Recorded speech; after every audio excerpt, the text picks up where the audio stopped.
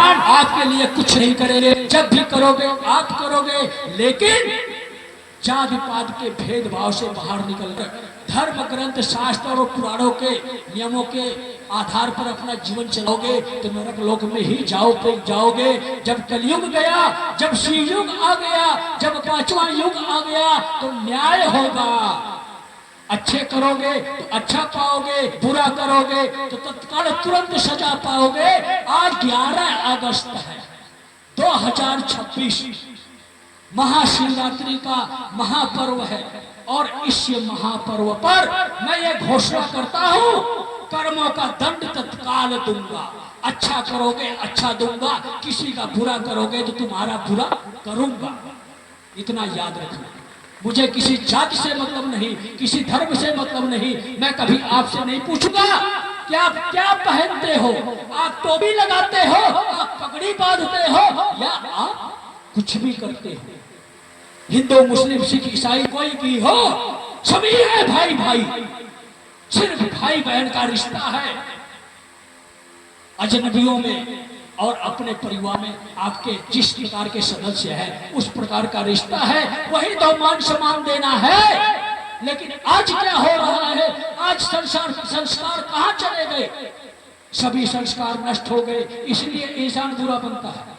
अनेकों बुराइयां भरी हुई है, लेकिन सभी लोग कहते हैं मैं तो अच्छा हूं, मैं तो किसी का बुरा नहीं करता हूं। आपकी सोच ही बुरी है, आपकी नजर ही बुरी है। किसी को कुदृष्टि से आप देखते हो और कहते हो कि मैं तो बुरा नहीं करता।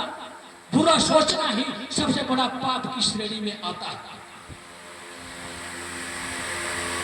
तो मैं तो सिर्फ इतना ही कहूंगा, आपको जरूरी संदेश यही देना चाहता हूं कि मैं वही कल्कि हूं जो दिखाई नहीं देता हूं, और मैं वही महाकाल हूं जो अधर्मियों को जरूर नजर आता है। जब भी मेरा काला स्वरूप आपको नजर आ गया तो समझ जाओ आपके कर्मों का दंड देने आया है।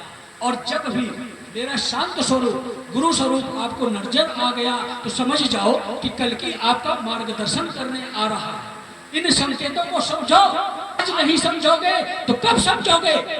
जब मुसीबत की घड़ियों में घिर जाओगे तब कौन बचाएगा आपको? आपके कर्म प्रधान हो जाएंगे, महाकाल दंड दे देगा और मेरा काला स्वरूप आपको दर्शन हो जाएगा। यही इस दुनिया का संसार का सत्य है।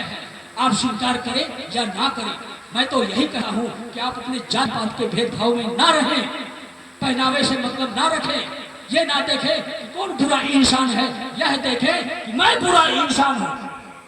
मुझे अधिकार नहीं है किसी की बुराई करने का। अगर आपके अंदर ये सोच पैदा होगी तो आप कभी बैर नहीं रखोगे अपने देश में रहने वाले मुसलमानों से, सिखों से, ईसाइयों से या अन्य जाति धर्म के लोगों से। अगर आप बैर नहीं रखोगे तो कौन हुए आप? एक सनातनी। कौन सा सनातनी? सनातन का मतलब आप लोगों को आज समझाता हूं। सभी लोग डंका पीटते हैं, हम सनातनी हैं, हम हिंदू हैं। कोई कुछ नहीं है। जो है शिव है। शिव ने एक संस्था बनाई है, शिव ने यह बताया है, शिव ने यह सिखाया है, सत्य सनातन धर्म के नियमों का पालन करो। सत्य सनातन धर्म का मतलब होता है सत्य ही शिव है, सनातन ही पूरी दुनिया है। और इस दुनिया में संसार में इंसान रहते हैं तो इंसान ही तो सनातन है। और धर्म का मतलब आप लोगों को बताता हूं। धर्म का मतलब होता है आपके अंदर इंसानियत, दया भाव। जिस दिन आपका दया भाव, इंसानियत नष्ट हो गया तो आप धर्म के रास्ते पर नहीं चल रहे हो, सत्य के मार्ग रास्ते पर नहीं चल रहे हो। जब सत्य के रास्ते पर नहीं चलोगे तो शिव की शरण में कैसे पहुंचोगे? जब शिव की शरण में नहीं पहुंचोगे तो मतलब आप अधर्म कर रहे हो, कलयुग के नियमों का पालन कर रहे हो। जब आप कलयुग के नियमों का पालन कर रहे हो तो वही शिव धरती पर आ गया, काल पुरुष बनकर, काल रात्रि बनकर। आप लोगों के सामने प्रमाण है, आप लोगों के बीच में ही बैठी है। कैमरा मैन जरा कैमरा घुमाओ, काल रात्रि के दर्शन कराओ। इसी दुनिया में वही शिव अपने दोनों स्वरूप धारण करके आ गया है।